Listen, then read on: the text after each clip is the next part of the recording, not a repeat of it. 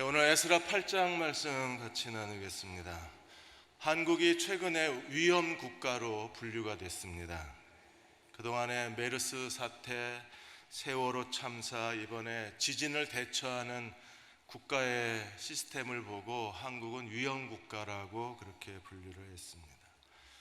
세월호 참사 이후에 한국의 재난에 대한 국가의 대응이 별로 달라진 게 없다고 했습니다.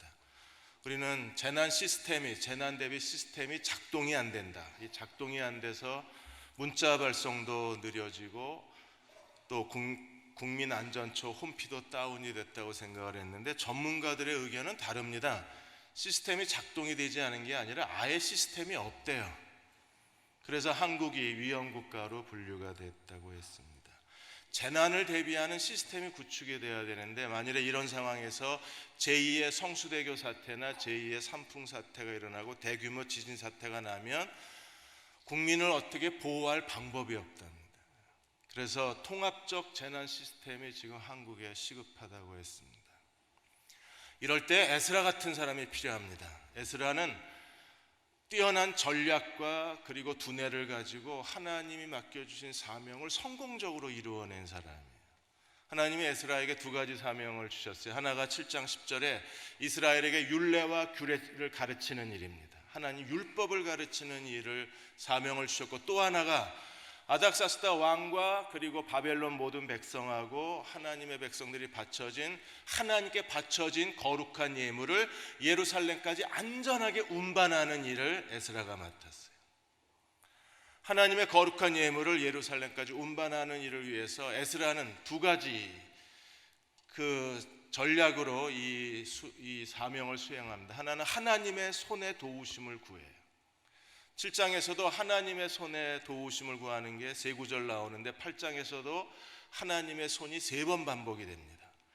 에스라는 하나님의 손에 도우심을 이끌어낼 줄 알았던 영성의 사람이었고, 사람들을 조직을 해서 하나님의 거룩한 예물을 예루살렘까지 거룩한 사람이 거룩한 예물을 운반해야 되는 게 율법의 명령이기 때문에 율법의 명령에 따라서 하나님의 거룩한 성물을 예루살렘까지 운반하는 데 성공적 작전을 펼칩니다.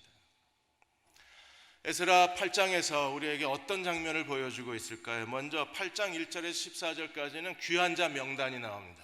에스라와 함께 두 번째 예루살렘에 귀환한 사람들의 명단이 나오고, 15절에서 20절까지는 레위인을 찾는 에스라의 모습이 나옵니다. 먼저 1절에 보시면 아닥사스다 왕이 왕위에 있을 때 나와 함께 바벨론에서 올라온 족장과 그들의 계보는 이러하니라. 에스라와 함께 2차 귀환한 사람들의 명단이 나오는데 2절에 제사장과 그리고 다윗 왕족에 속한 사람들, 그리고 3절부터 14절까지 12가문에 속해 있는 사람들의 1500명의 이름이 나와요. 가족들까지 다 합치면 한 5천여 명의 사람들이 이 명단에 나타나 있습니다. 이 사람들은 아주 소중한 사람입니다. 왜냐하면 페르시아에 이미 안정된 직장과 삶의 터전과 이웃들을 다 버리고 포기하고 하나님의 거룩한 사명을 위해서 예루살렘으로 돌아온 사람들이기 때문에 이들이 하나님 나라에서 정말 소중한 사람들이에요. 이 사람들을 모아놓고 아와와 강가에서 이제 에스라가 예루살렘 출발 준비를 하는데 결정적으로 레위 사람이 없다는 사실을 발견해냅니다. 그래서 15절에 내가 무리를 아와로 흐르는 강가에 모으고 거기서 3일 동안 장막에 머물며 백성과 제사장들을 살핀즉 그 중에 레위 사람이 한 사람도 없는지라. 레위 사람이 없으면 아닥사스다 왕과 페르시아 백성들과 유다 백성들이 하나님께 바친 이 거룩한 성물을 예루살렘에 운반할 수가 없어요. 이거 한진 해운에다 맡길 수도 없고 CJ에다 맡길 수도 없고 우체국 택배로 보낼 수도 없습니다. 반드시 거룩한 사람이 거룩한 성물을 운반해야 되는 게 율법의 규례이기 때문에, 레위인이 없으면 하나님께 바쳐진 그 많은 예물과 아름다운 예물을 예루살렘으로 가져갈 아무 방법이 없는 거예요. 한국 정부도 지금 레위 사람이 없습니다. 2012년에 세종시로 정부가 이전한 다음에 세월호 사태 터지고 메르스 사태 터지면서 그리고 관피아라는 말이 나오면서 공무원들의 사기가 다 꺾인 거예요. 지난 10년 동안에 2005년에서 2015년 사이에 4급과 5급 공무원, 4급 서기관, 5급 사무관, 이건 정부의 허리입니다. 정부의 정책을 효과적으로 효율적으로 집행해서 정부의 정책이 국민들 사이에 실효를 거두게 만드는 가장 중요한 역할이 4급과 5급입니다. 근데 지난 10년 동안에 4급과 5급 공무원이 무려 27,027명이 스스로 짐을 쌌습니다. 강요해서 그만둔 게 아니라 국민을 위해서 자기는 봉사하고 헌신하는데 국민들은 비난을 하고 언론은 비난만 하니까 만족감이 없으니까 스스로 그만둔 거예요. 세종시로 옮긴 이후에 2013년도 이후에 4급 5급 공무원이 무려 3,296명이 그만둡니다. 결국에 정책의 실효성이 떨어지고 정책의 경쟁력이 없어지는 거예요. 최근에 정부가 하는 일이 뭐 하나 제대로 되는 게 없는 것처럼 보여집니다. 왜 이렇게 허술하지? 무엇 때문에 그렇지? 그 이유 중에 하나가 4급, 5급 공무원이 없어요. 정부의 레위 족속이 없는 거예요. 하나님께서 레위 족속을 찾아내지 않으시면 이제 그 많은 거룩한 하나님께 바쳐진 것들을 예루살렘에 단 하나도 움직여갈 수 없는, 학교의 교사들도 교사로서의 만족감이 있어야 어려움을 이겨내고 끝까지 아이들을 가르치는데 그 만족감이 떨어지니까 교직을 그만두는 겁니다. 교회에서도 목사가 어떤 어려움과 배고픔이 있어도 그 목회의 만족도가 높으면 모든 어려움을 이겨낼 수 있는데 만족도가 떨어지면 목회를 그만두는 거예요. 레위 족속이 왜 이번 에스라 제2차 귀환에 동행하지 않습니까? 그들은요, 제사장을 도와서 섬기는 직분인데 가봐야 고생만 하는 거예요. 그러니까 자기들의 레위 족속의 만족도가 없으니까 그들이 2차 귀환 때는 따라가질 않는 거예요. 에스라는 어떻게 하나요? 에스라는 족장과 명철한 사람, 율법에 탁월한 교사 2명과 더불어서 사람들을 보내어서 17절에 가시랴 지방으로 보내서 잇도 자손을 만나게 하고 느디딤 사람들을 만나게 합니다. 거기에 제사장 레위 사람들이 있었기 때문에.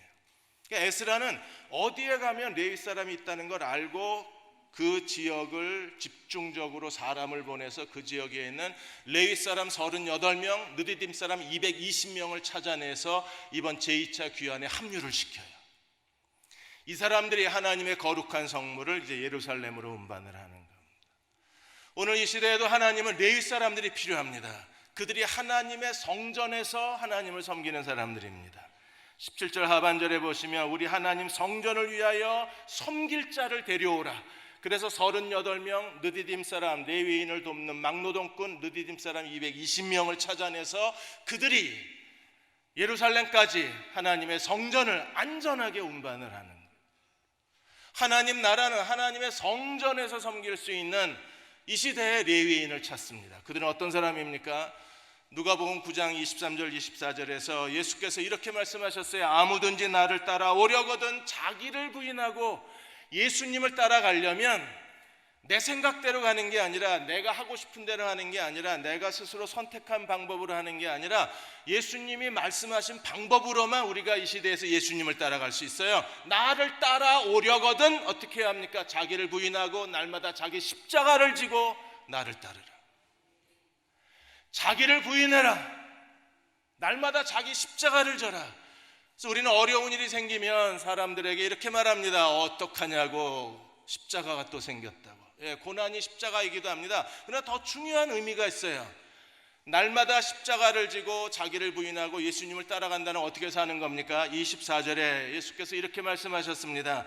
누구든지 제 목숨을 구원코자 하면 잃을 것이요 나를 위하여 자기 목숨을 잃으면 얻으리라. 이게 하나님 나라의 경제 원리. 날마다 예수 그리스도를 따라가는 사람들은 예수님이 사신 것처럼 사는 겁니다. 예수님이 어떻게 사셨어요? 목숨을 버림으로 목숨을 얻으신 분이 주님이십니다. 똑같은 삶의 원리로 살아가는 거예요. 우리가 이 땅에서 그리스도를 위해서 기꺼이 자기를 희생하고 자기를 그리스도에게 바치고 그리스도에게 전부를 걸고 그리스도를 섬기지 않는다면 우리는 하나님께로부터 더 좋은 것을 받을 수가 없는 거예요. 잃어야 얻는 거지, 빼앗기지 않고 잃어버리지 않으려고 움켜쥐면 있는 것마저도 빼앗기는 게 하나님 나라의 원리입니다. 우리는 매일의 삶 속에서 자신에게 질문을 해야 합니다. 나는 기꺼이 그리스도를 위해서 모든 것을 희생할 수 있는가? 잃어버릴 수 있는 사람인가? 그 잃어버릴 수 있는 정신을 가진 사람들이 이 시대의 레위인이 되어서 그들 하나님의 성전에서 하나님을 섬기게 되고 그들을 통해서 하나님은 자신의 영광을 드러내시는 거예요. 37부를 가지고 장사를 해서 플라스틱 회사를 일으키신 스탠리 템에 대한 이야기를 몇 번 여러분께 소개해 드렸습니다. 스탠리 템이 인생에 중대한 결정을 내리게 됩니다. 그는 하나님이 내 인생의 주인이시라는 사실을 깨닫고 기꺼이 자기의 전부를 하나님께 바치고 자기가 경영하고 있는 이 회사까지도 하나님께 바치고 싶었습니다. 그래서 생각하다가 자기 회사의 지분 51%를 하나님께 드리기로 합니다. 변호사를 찾아가서 얘기했더니 변호사가 왜 미친 사람이냐고 이 사람을 내보냈습니다. 두 번째 변호사를 찾아갔는데 당신 제정신이냐고 상담도 해주지 않았습니다. 세 번째 변호사를 찾아가자 그 사람이 진지하게 스탠리 템이 요구하는 게 뭔지를 알고 자기의 시니어 파트너 사장으로 하나님을 인정을 하는 것을 알고 이 사장 명의로 51% 지분을 옮겨줘요. 마음이 좀 홀가분했습니다. 그런데도 마음이 편하지가 않습니다. 아직도 49%는 자기 거니까. 그러다가 어느 날 성경을 읽다가 마태복음 13장에서 좋은 진주의 비유를 그가 읽어요. 좋은 진주의 비유가 무엇입니까? 어느 날 장사꾼이 정말 귀하고 아름답고 좋은 진주를 만나자 그 진주를 얻기 위해서 장사꾼이 자기의 전부 소유를 팔아서 좋은 진주를 구매를 합니다. 스탠리 템은 예수님은 나에게 좋은 진주이신가? 나의 전부를 바쳐서라도 얻으실 만큼 가치가 있는 분인가 내게? 당연히 그리스도는 그만한 가치가 있다는 사실을 인정하고 그는 나머지 49%도 하나님께 드립니다. 그게 1955년 1월 15일 날 그는 나머지 49% 지분도 하나님께 드려요. 그리고 자기는 하나님이 사장이 되신 그 회사에 도움받는 고용인이 된 겁니다.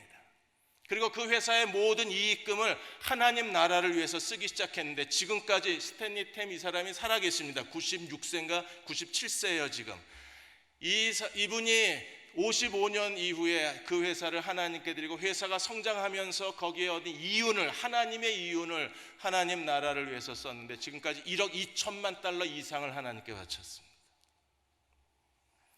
이들이 이 시대를 이끌어가는 레위인들입니다. 그리스도를 위해서 기꺼이 아무것도 아끼지 아니한 사람들, 그러므로 그리스도가 주시는 넘치는 축복을 받아서 또 다른 사람들을 부유하게 만들어주는 사람들입니다. 두 번째로 8장 21절에서 23절까지 금식에 대한 응답의 이야기가 기록되어 있어요.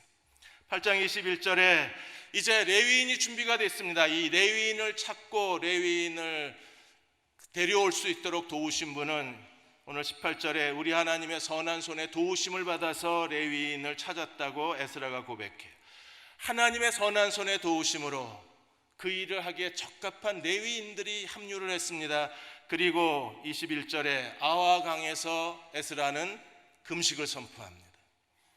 21절에 그때 내가 아와 강가에 금식을 선포하고 우리 하나님 앞에서 스스로 겸비하여 우리와 우리 어린아이와 모든 소유를 위해 평탄한 길을 그에게 간구하였더라. 여러분, 우리도 하나님께로부터 우리가 원하는 게 뭐예요? 평탄한 길 아닌가요? 우리의 아버지 또 남편을 위해서 우리가 그를 위해서 기도할 때 진정으로 간구하는 게 무엇입니까? 이제 은퇴가 가까이 오고 미래 노후를 준비해야 되고 자녀들의 삶을 위해서 우리가 진심으로 하나님 앞에 원하는 게 있다면 평탄한 길 아닌가요? 아들과 딸들을 위해서 기도하면서 우리가 진정으로 그들을 위해 두 손 들고 축복하는 게 무엇입니까? 하나님 그들에게 평탄한 길을 주십시오. 지금 에스라는요, 아와 강가에서 모든 유다 백성 귀한 자들에게 금식을 선포하고 스스로 겸비해서 하나님 앞에 평탄한 길을 주시도록 간구를 했습니다. 갑자기 왜 금식을 하나요? 22절에 그 이유를 기록해 놓고 있는데, 이는 우리가 전에 왕에게 이르기를, 아닥사스다 왕에게 에스라가 하나님에 대해서 뭐라고 고백했느냐 하면 하나님의 손, 하나님의 주권에 대해서 고백을 한 거예요. 하나님의 손은 하나님의 주권입니다. 하나님은 어떤 분이신가요? 하나님은 자기를 찾는 모든 자에게 선을 베푸시고, 그리고 자기를 배반하는 사람들에게 하나님의 손은, 선을 베푸신 하나님의 손이 하나님을 배반하는 사람들에게는 어떻게 돼요? 권능과 진노를 베푸시는 하나님이라는 거예요. 하나님의 손이 우리와 함께 하시면 그 손이 우리를 도우실 겁니다. 아닥사스다 왕에게 그 하나님에 대해서 설명을 했습니다.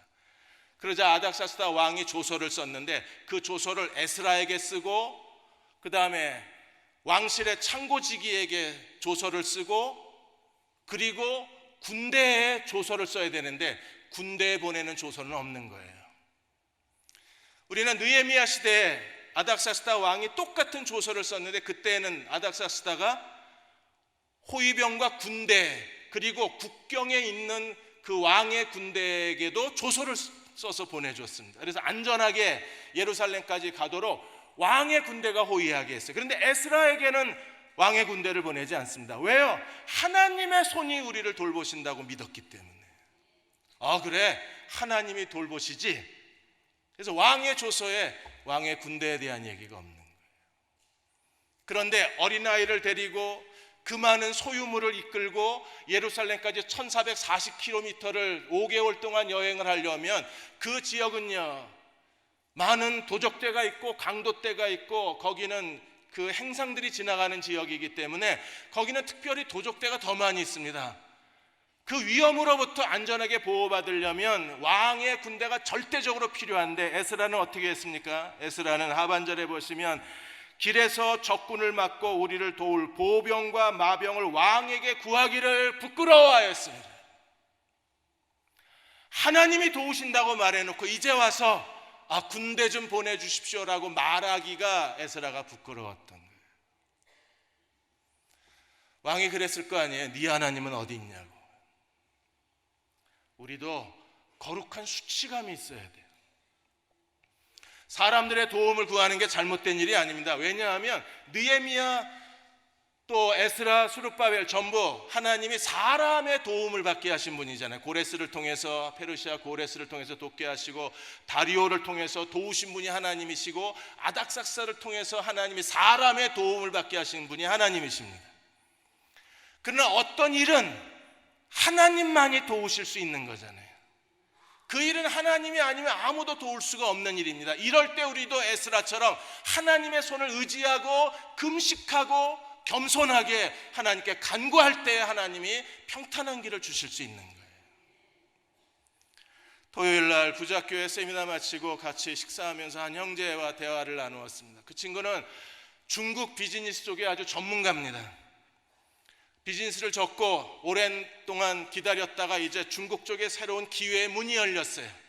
제가 봐도 그건 정말 중국 쪽에 새로운 기회의 문입니다. 그런데 갑자기 한국에 사드 배치가 되면서 중국이 이 문을 닫아버린 겁니다. 국가와 국가 사이에 사드 배치로 인해서 이 비즈니스 기회를 놓쳐버린 거기 때문에 이건 도울 사람이 없는 거예요. 이걸 돕고 해결해서 평탄한 길을 주실 수 있는 분은 하나님밖에 없는 겁니다. 우리가 하나님의 도우심을 구하기 위해서 에스라처럼 금식하고 스스로 겸비하고 하나님 앞에 간절한 탄원을 하나님께 드려야 돼요. 그럴 때 어떤 일이 벌어지나요? 23절에 하나님께서 우리가 간구하는 걸 들으시고 하나님께로부터 응답을 받았다고 하지 않았습니까? 금식은 뭡니까? 삶을 포기한 거예요. 금식은요, 그냥 죽음을, 이걸 하나님 주지 않으시면, 이걸 하나님이 듣지 않으시면 나는 살아가야 할 이유가 없다는 겁니다. 살아있어야 아무 가치가 없다는 걸 금식으로 고백하는 거 아니에요. 하나님 도와주십시오. 하나님이 돕지 않으시면 나는 차라리 죽은 시체와 같은 사람입니다. 아무것도 아닌 사람입니다. 날 도와주십시오. 그 간절함이 금식으로 나타나는 거예요. 우리가 어떤 일에 대해서, 여러분의 자녀 문제에 대해서, 여러분의 미래에 대해서, 여러분이 지금 하고 있는 중요한 프로젝트에 대해서 이렇게 에스라처럼 목숨을 내놓고 하나님께 구할 만한 그런 간절함을 가지셨습니까? 어떤 문제가 금식하면서 목숨을 내놓고 하나님 이걸 도와주십시오라고 하나님께 의탁할 만한 일을 찾은 사람은 정말 행복한 사람입니다. 자기가 어떤 일을 하는데 하나님 이걸 주십시오, 아니면 나는 차라리 죽는 게 낫습니다. 죽으면 죽으리라 에스더가 말한 것처럼 자기의 전부를 쏟아놓고 자기의 모든 걸 맡길 수 있는 어떤 사명, 어떤 프로젝트, 어떤 인생의 목적이 있는 사람, 정말 행복한 사람입니다. 되든지 말든지 상관없다고 일하는 사람들은 불행한 거예요. 그게 에스라는요, 하나님께서 주신 이걸 안전하게 예루살렘으로 옮기는 일에, 그 일은요 그에게 맡겨진 거룩한 사명이기 때문에 그는 기꺼이 자신의 모든 걸 다 하나님께 맡기고 이 일을 성취하기 원했습니다. 그래서 모든 백성과 더불어 3일 동안 금식하고 하나님의 응답을 받은 거예요. 제가 수도권에 사는 어느 한 형제가 새로운 프로젝트를 계획하고 같이 기도를 했는데 꽤 오래 기도를 했습니다. 저는 계속 기도를 하고 있는데 어느 날 이 친구에게 연락이 끊어져 버린 거예요. 그러다가 저도 바빠서 연락을 못하고, 그러다가 어떻게 연락이 돼서 물어보니까 요즘 자기는 기도 안 한답니다. 그래서 왜? 그랬더니 안반 기도했는데 응답이 되지 않는데요. 야, 난 아직도 기도하고 있는데 네가 그만두면 나는 뭐냐. 자기는 이제 더 이상 기도 안 한대요. 그 하나님 뜻이 아니래요. 그래서 제가 물었습니다. 하나님이 그건 하나님의 뜻이 아니라고 분명히 말씀하셨냐? 아닌 것 같대요. 그럼 하나님이 노 하셨냐? 그것도 아니래. 근데 왜 네 맘대로 왜 그만두냐? 하나님이 노 하실 때까지는 해야 되는 게 그 믿음 아니냐? 그러더니 최근엔 교회도 안 나간대요. 실망해가지고 요즘 매 주일마다 등산 다니신답니다. 다시는 내 얼굴 보지 말라 그랬어요. 시시하게 겨우 그 정도냐? 그걸 너는 믿음이라고 말하냐? 여러분, 믿음이라는 것은요 전부를 거는 거예요. 전부.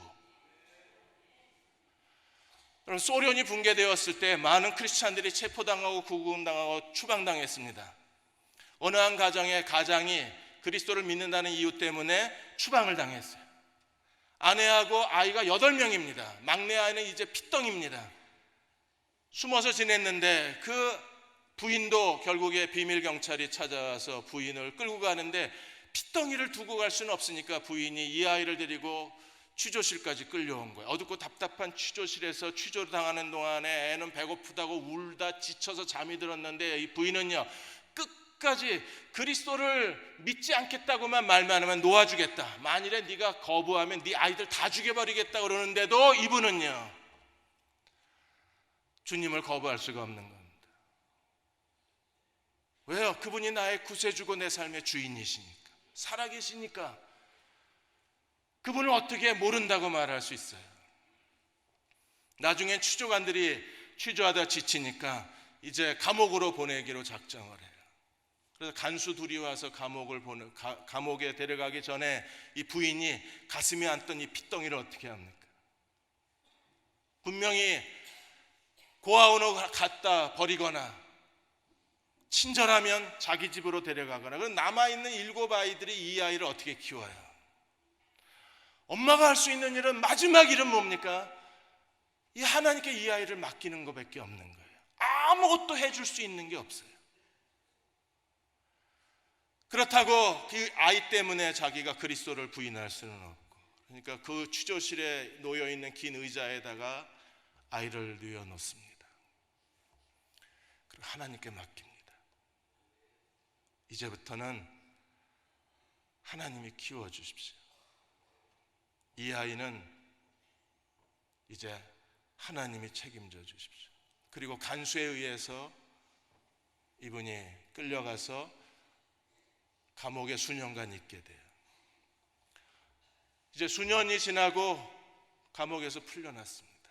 집으로 가면서 계속 그 막내 생각이 나는 거예요. 살았을까 죽었을까.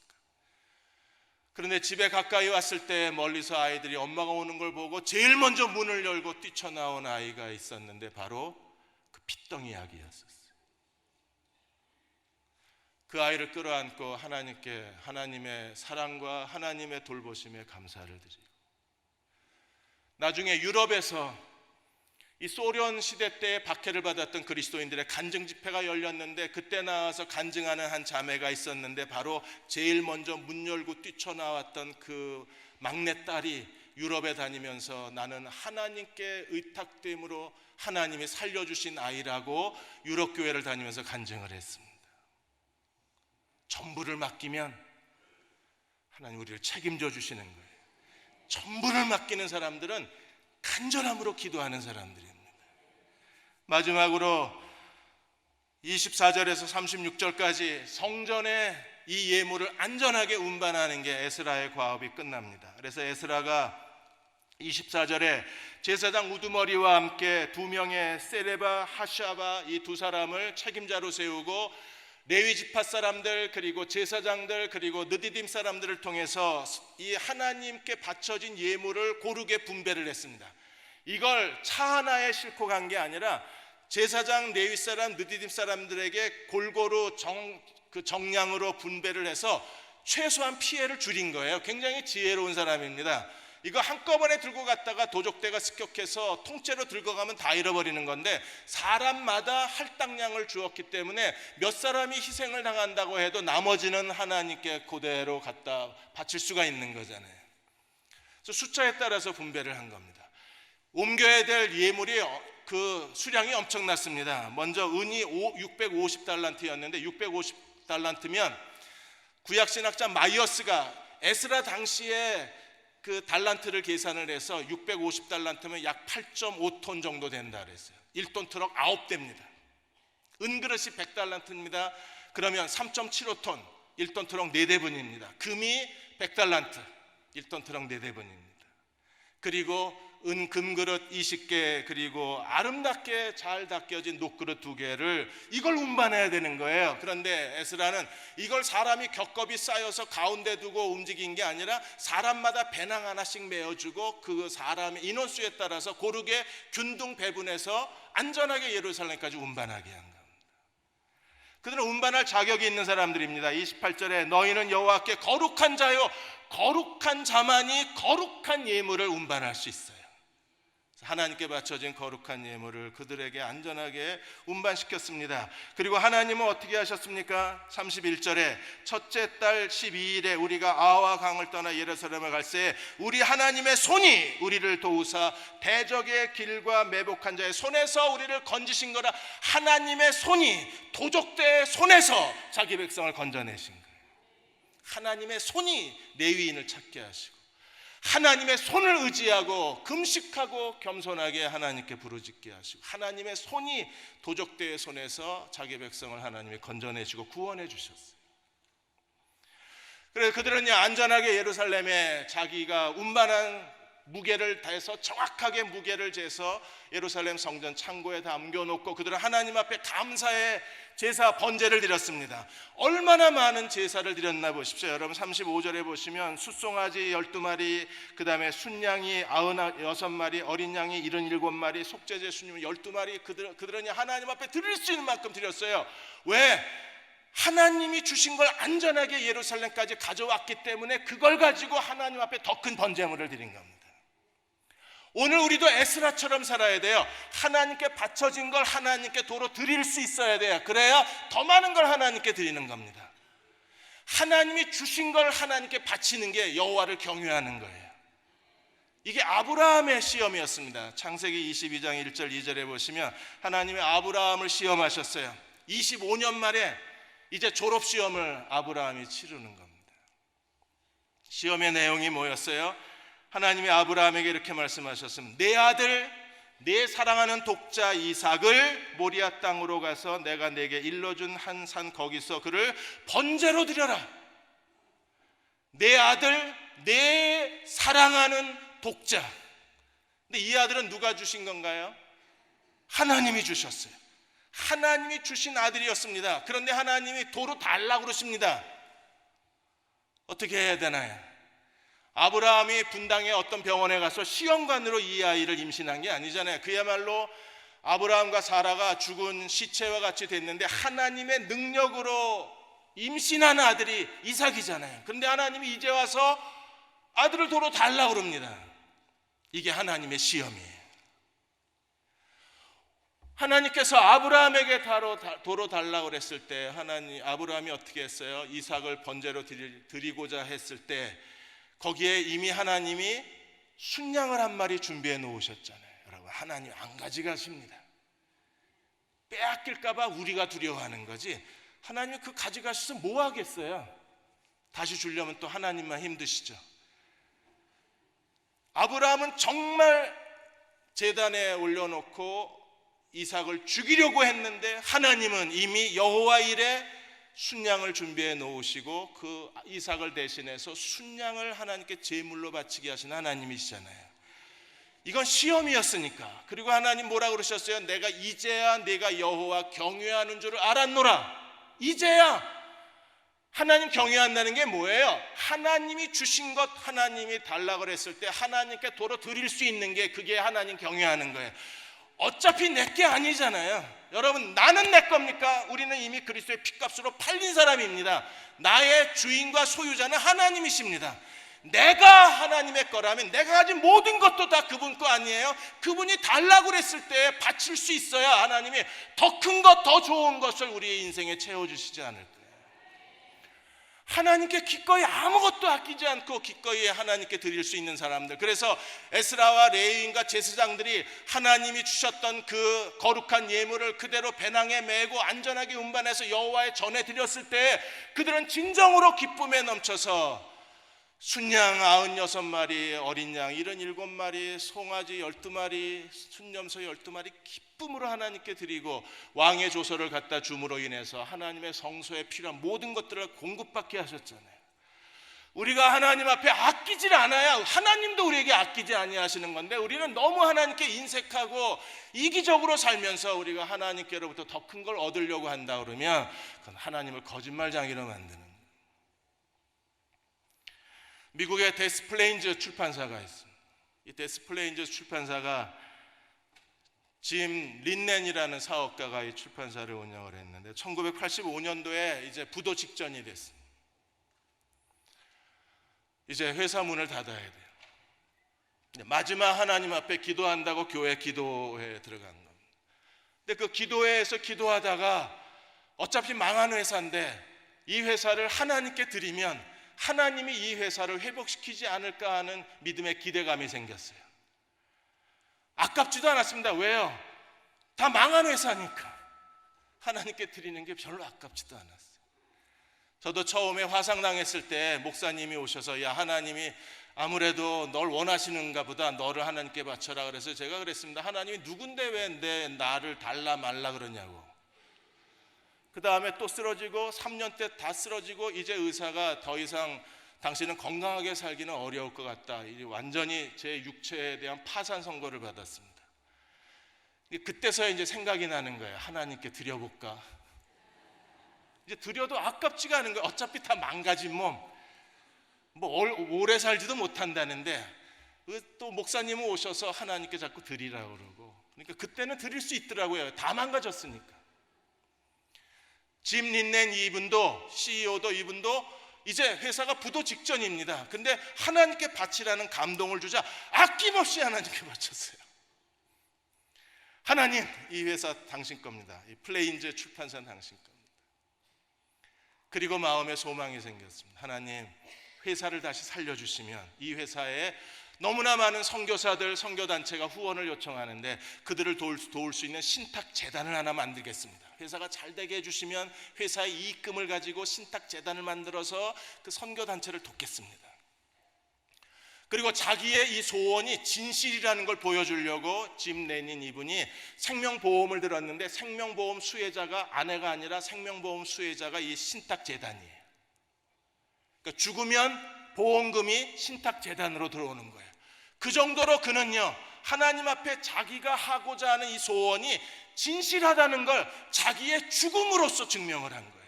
내가 죽으면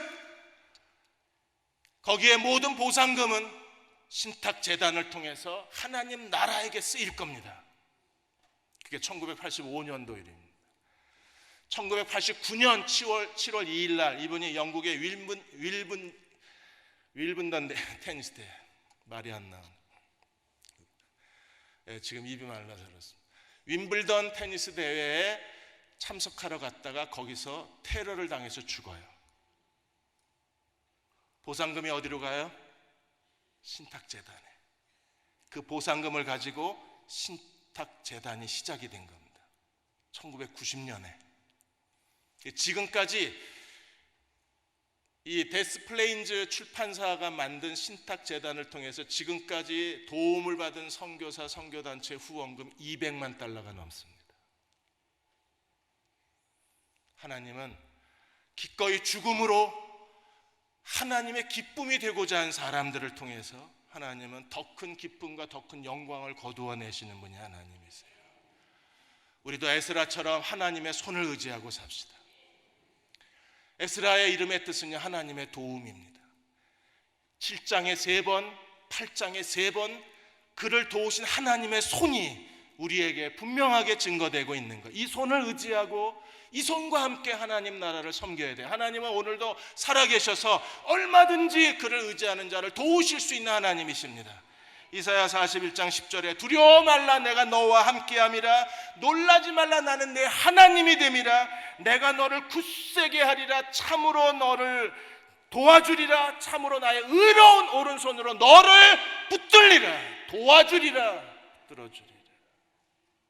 나는 내 하나님이 됩니다. 하나님의 손을 의지하고 주님을 섬기는 저와 여러분이 되시기를 주의 이름으로 축원합니다. 다 일어나셔서 214장 1절하고 4절 부르시고 기도하고 축도하겠습니다.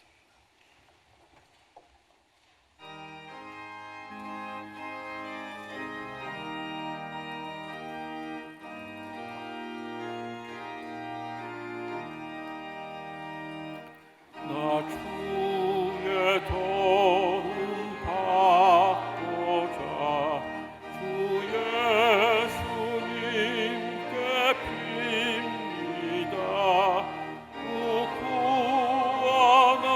구원하라 가시사 날 받아주소서.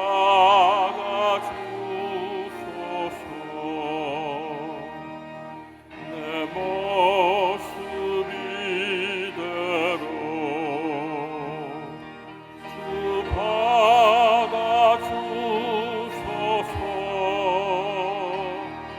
날 위해 돌아가신 주 날 받아주소서.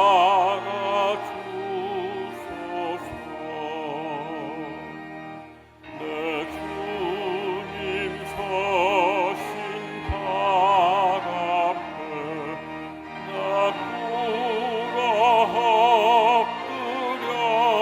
엎드렸으니 그 크신 약사 이루게 날 받아주소서.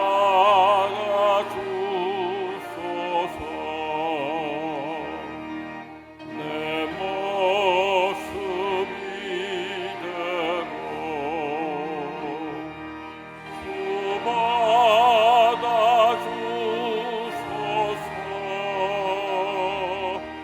날 위해 돌아가신 주 날 받아주소서.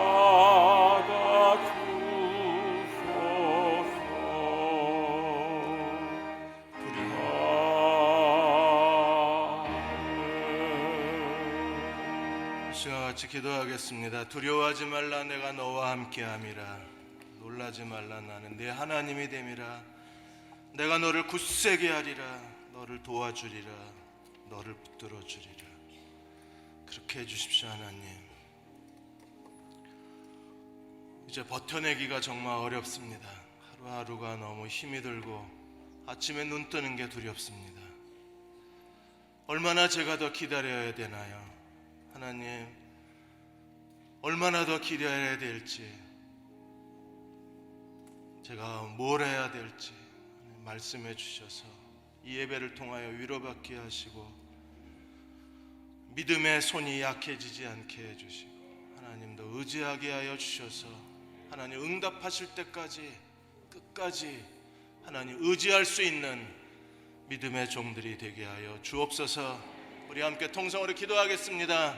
하나님 저희에게 말씀하여 주시고 우리를 위로하여 주시고 약속해 주시고 응답해 주시기 원합니다. 오늘이라도 응답해 주옵소서. 아버지, 오늘이라도 하나님 말씀해 주시소. 더 기다려야 할지 여기서 다른 계획을 세워야 할지 이대로 있어도 되는 건지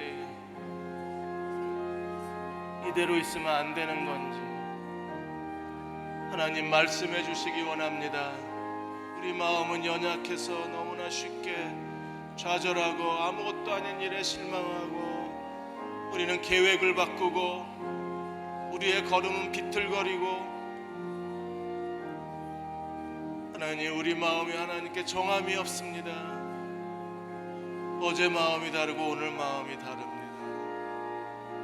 위로해 주옵소서. 위로해 주옵소서. 아버지 하나님, 하나님의 위로를 받고 싶습니다. 아무것도 나를 위로해 줄 수 있는 게 없습니다. 절 위로해 주십시오. 얼마나 더 기다려야 되는지, 이대로 있어도 괜찮은 건지, 다른 어떤 것들에 대해서 우리가 더 노력을 해야 되는 건지, 더 무릎을 꿇어야 되는지, 나는 어떻게 해야 되나요? 하나님 말씀하여 주셔서 주님 말씀하신 대로 순종하고 주님을 의지하게 하여 주셔서 에스라가 하나님의 손에 도우심을 받아 평탄한 길을 걸어갔던 것처럼 저희도 하나님의 도우심을 받고 싶습니다. 우리의 걸음을 평탄하게 하여 주옵소서. 지금 우리를 죄에서 구원하신 우리 주 예수 그리스도의 은혜와 하나님 아버지의 크신 사랑과 성령의 위로하심이 오늘 9월의 마지막 주일 예배드리고 돌아가는 모든 교우와 가정과 자녀들 위해 우리의 간절한 기도 위에 지금부터 영원히 함께 하시기를 간절히 축원하옵나이다. 아멘.